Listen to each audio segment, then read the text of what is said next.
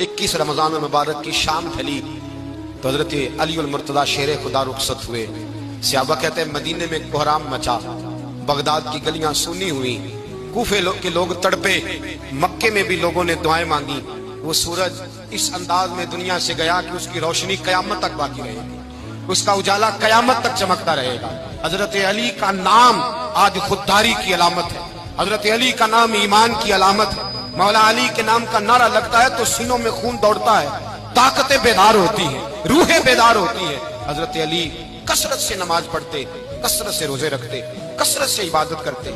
हज तो इतना महबूब था, हर साल हज करने जाते, हर साल हज करते।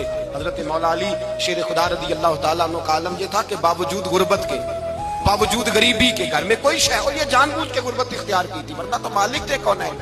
बावजूद फकरे इख्तियारी के हजरत अली रदी अल्लाह तआला अन्हु के दरवाजे से खाली कोई नहीं जाता था।